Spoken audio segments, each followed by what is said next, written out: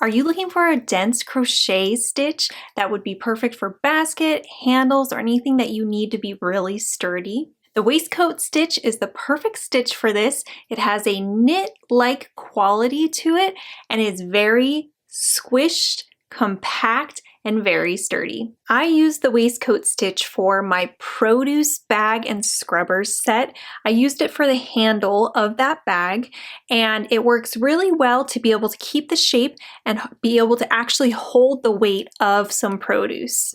This stitch has a lot of different names. I usually call it the waistcoat stitch, but some people call it the center single crochet.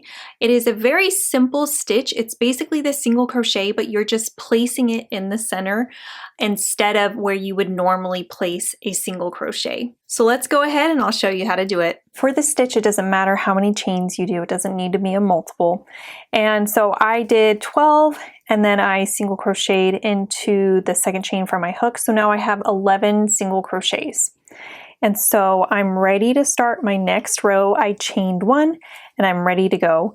So instead of placing my hook here like I normally would to do a single crochet, I'm going to place it in between the legs of the stitch right here, like that. So that's why some people call it the center single crochet, because you go under the bar and in between the post.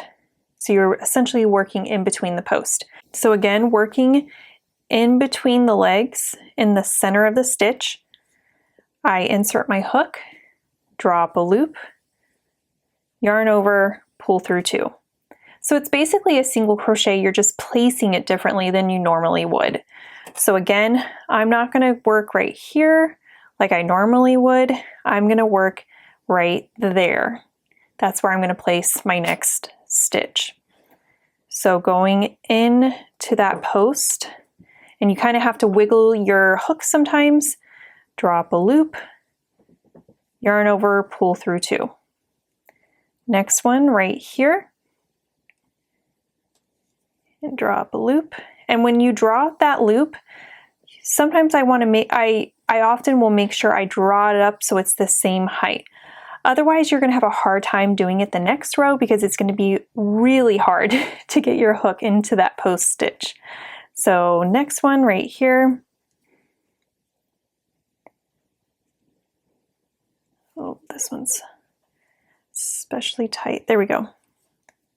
Drop a loop, yarn over, pull through 2. So I'm just going to do this all the way down. So I started with 11 single crochets for my first row, and so this is row 2. I'm going to end up with 10 waistcoat stitches and then 1 single crochet at the end because you'll need to work that turning chain. So waistcoat stitch is a little bit different when worked flat than when worked in the round, but it's a beautiful stitch that has very good purposes. Okay, so let me show you. This is the last stitch with the post. So going into that space right there, and then I'm going to work this turning chain right here and do a single crochet. So let's do row 2 together, chain 1 and turn. And again, the first space we will work is right here. And then the next one is right there.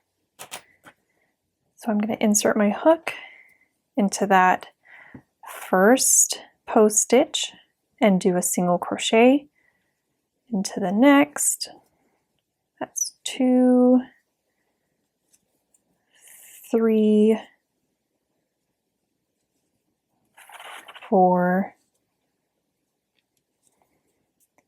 5, 6, 7,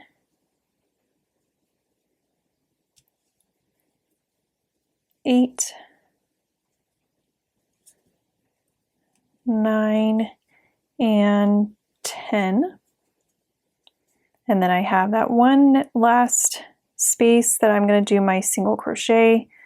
just a regular single crochet because there's no post stitch to work into. So that is how you do the waistcoat stitch. There are many names for it, but that's what I tend to call it. And it has a beautiful knit-like texture and fabric and is a beautiful addition to crochet pieces. Hey guys, thanks for tuning in today. I hope you liked it. I am Rachel from Cozy Nooks Designs, and make sure that you give it a thumbs up, comment if you have any questions, and subscribe to my channel for future free patterns and tips.